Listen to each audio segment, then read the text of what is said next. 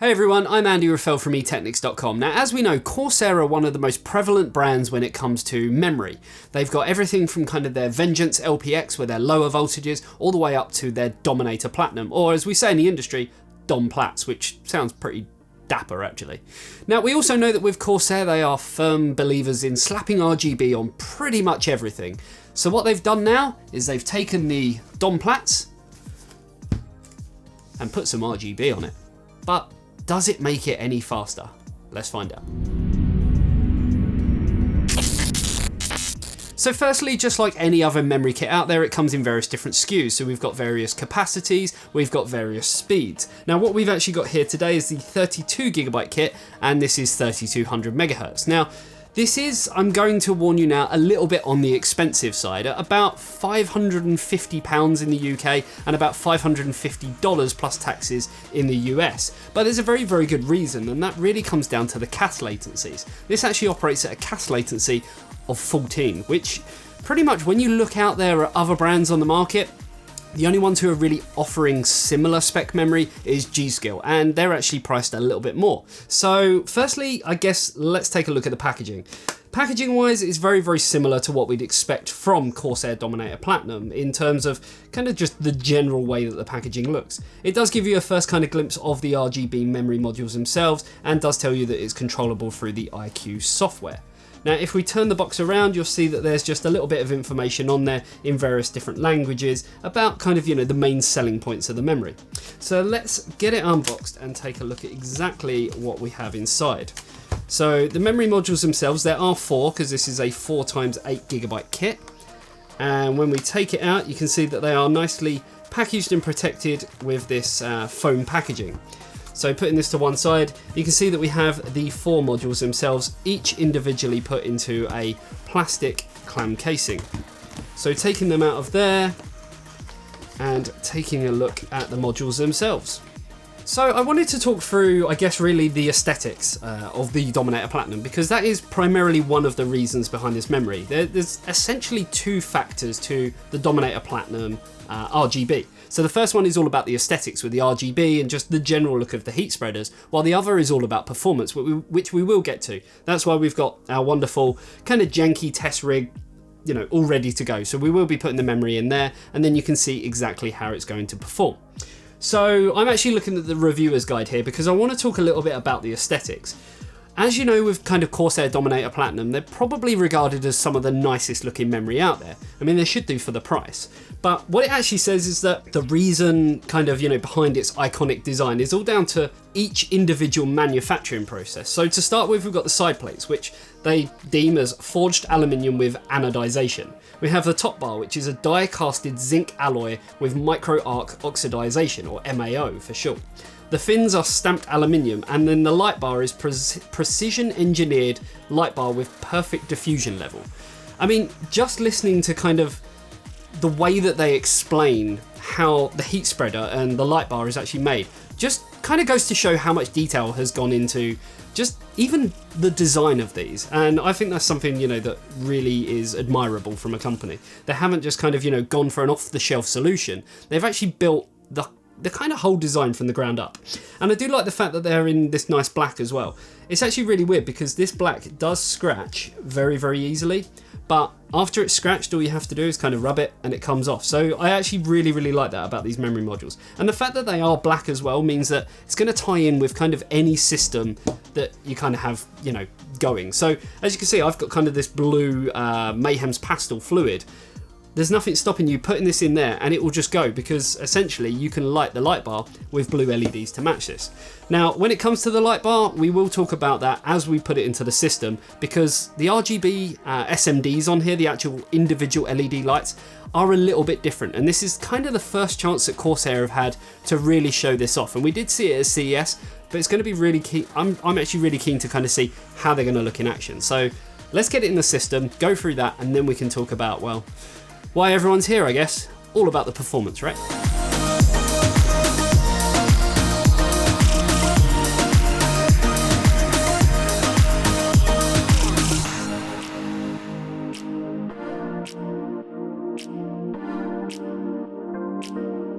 So So now that we've got the memory in situ, I want to talk about the RGB side of things. So what they're actually branding the RGB SMDs, or the actual each individual light, is they're branded as Capellix. Now they were actually showing these off originally at CES this year, and they showed it off on this exact memory.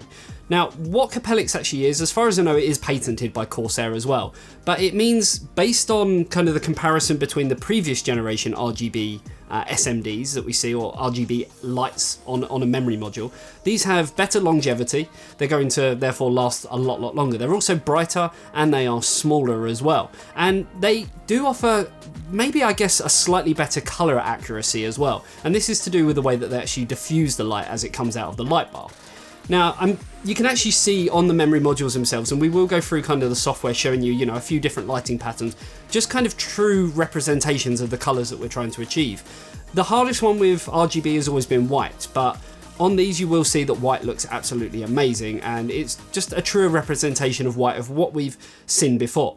So yeah, we will go through all the software on that, but before I do all that, I want to talk about benchmarks, and before I kind of really drill down into it, it's worth looking at sort of, overclocking and what we was able to actually do with that. So with this memory, there's various different ways of overclocking memory. You can put kind of your key focus on timings. You can put your key focus on just sheer unadulterated speed. You can put your focus on trying to get it as far as you can on stock voltages. We always found the best way, because we're never going to be able to do all of them tests, but we kind of feel that the best way is leaving everything on auto in terms of the timings and the voltages. Maybe you might have to increase the voltage a little bit, but just going for that sheer unadulterated speed. And we was able to actually take this from 3200 megahertz all the way up to 3800 megahertz, and the results we got were just simply mind-blowing. Probably the best memory kit we've ever tested. So let's run them glorious benchmarks.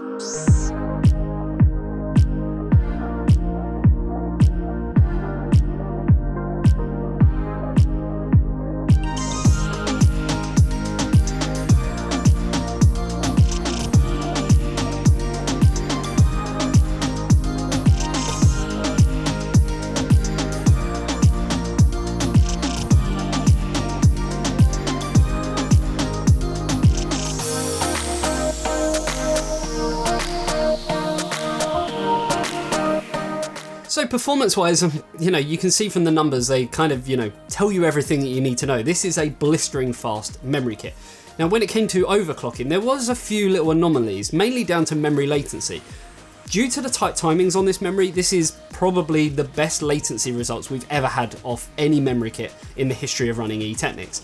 Then when it actually came to overclocking, generally when we're running things like SuperPi or W Prime, we actually see the results go the opposite way. So when we overclock, obviously the timings kind of slacken off a little bit, and they are forced to kind of, give us a worse result when it comes to latency.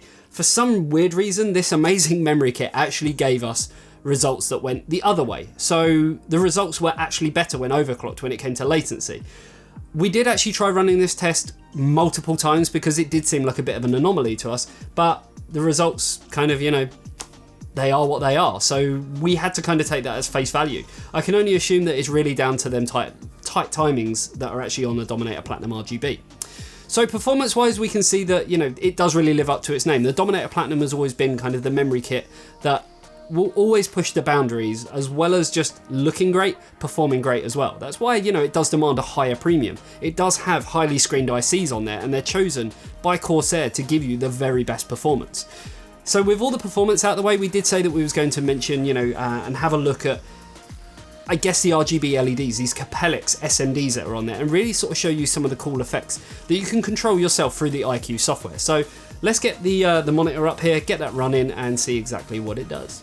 So firstly, I don't want to go through too much when it comes to the iCUE software, because there's a lot more videos on YouTube and stuff, explaining through that. But I want to talk through, obviously, the memory modules and what kind of they're able to do through the iCUE software. So you can see up in devices we have, firstly, every device that you'd have that's Corsair branded. So we've got our Dark Core SE mouse and then the Dominator Platinum RGB. Brings up a nice big picture of the memory module itself, and then also tells you the temperature of each individual memory module over here. So we're sitting around 34 to 35 degrees. You do have dim setup, which you can basically configure depending on your motherboard. So if you've got single channel, dual channel, quad channel, all that kind of stuff. You've also got lighting effects. So under here, this is kind of the main aspect of this memory. So you can firstly kind of layer different lighting effects, but just going through a few of them, you can see that we have things like rainbow wave, which takes about a second or two to kind of kick in. But once it does that, you get full control over kind of the speed of what it actually waves at, and also the direction, so left, right, up, down, kind of really giving you, you know, free reign over it. You can then deselect and select certain modules, so you can do different lighting effects on these modules and different ones on these. Really, the possibilities are endless. You also have other rainbow effects, you have things like rain, which is pretty cool, and we will kind of maybe even put up a little bit of a montage going through some of these key lighting effects that are, I guess, you know, current ones as well as new to the Dominator Platinum RGB.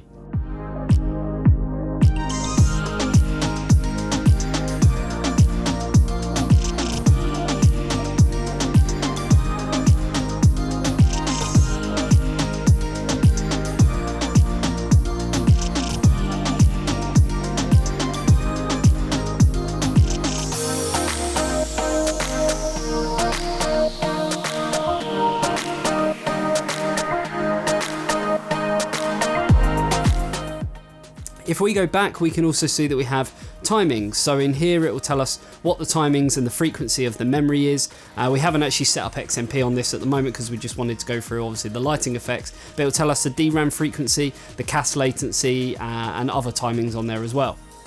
When it comes to graphing, you can see again that we can set different aspects to the temperature. So we can basically set different ways of looking at the graph and our temperatures. So if you're doing things like extreme overclocking, you may want to see, across prolonged usage, how the temperature actually fares on each individual memory module. And this kind of gives you a bit more control over that. Then you have notifications, which you can set up based on, again, things like temperature. So if it does go to certain temperatures, you can add in a notification, and you can basically have it so that it triggers all the RGB LEDs to a certain color.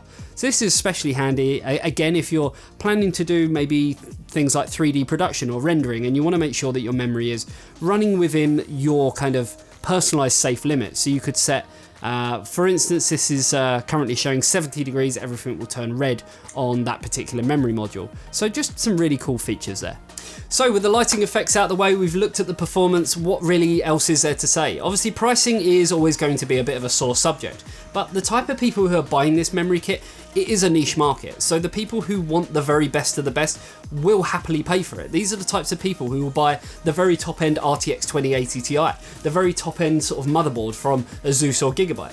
They're going to be, doing things like this, custom looping. Probably not as janky as this, but they will be doing things like that. They will take pride in their system, and that's exactly where the Dominator Platinum RGB sits. It sits in a very premium segment that is very, very niche, but the types of people who are going to buy it are going to be the sort of people who want to look at it on a daily basis and really sort of appreciate the style and aesthetics and the thought that's gone into a product like the Dominator Platinum RGB. Then just kind of to go along with that, you do have that extreme performance as well, 3200 megahertz, but like I say, we was able to push this to 3800 megahertz and still get some fantastic results. We didn't really have to, give up anything on the way through, slacking off the timings or increasing the voltages to just insane levels that aren't really going to be sustainable for a rig that's going to be running 24/7. So when it comes to obviously capacities and things that we spoke about earlier, this was a 32 gig 3200 megahertz kit. So there's everything from kind of your 16 gig, 3000 megahertz, there's 32 gig kits, there's 64 gig kits, there's even a 128 gig 3600 megahertz kit. Why they're doing 128 gig at that kind of level, I'm not sure. Maybe it's down to motherboard support and things like that. There's not going to be that many people out there needing 128 gig. So again, you're making a niche product even more niche. This does actually range everywhere from kind of 3000 megahertz all the way up to the highest kit, which is 4266, which even that is actually priced pretty well for a 16 gig kit. Obviously, if you want any more than that, then you're going to have to buy multiple of them kits. So like I say, with the kit that we've got here, which is the 32 gig 3200 megahertz kit, you're looking at €549.99 excluding taxes in America, €569.99 euros, and then €499.99 including VAT in the UK. Obviously these are MSRP prices, and sometimes it's a little bit higher, sometimes it is a little bit lower, but Corsair have kind of always prided themselves on being very competitive when it comes to their products and where they actually sit in the market.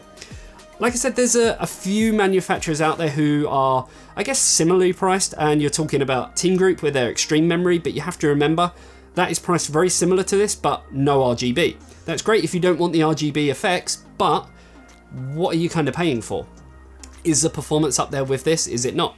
You also have G.Skill with their Trident Royal, which, I'll be honest, is very much a love or hate kind of product. Whereas the Corsair Dominator Platinum RGB, I think is going to appeal to a much broader sort of spectrum in the market. So there you go, hopefully you enjoyed this video. If you did, you know exactly what to do, and let us know in the comments section below. If you were going for kind of that top end memory kit, would you go for the Corsair Dominator Platinum RGB, or would you go for something maybe a little bit more garish with a G.Skill Trident Royal, or no RGB whatsoever like the Team Group Extreme? Hopefully, like I say, you enjoyed the video, and I will see you in the next one. See you later, bye bye. So what they've done now is, I've got hair right in my eye. I mean, RGB LEDs, I've got that fucking hair again. SMDs or LED, it's still there. The 32 gigabyte 3200 megahertz kit. 32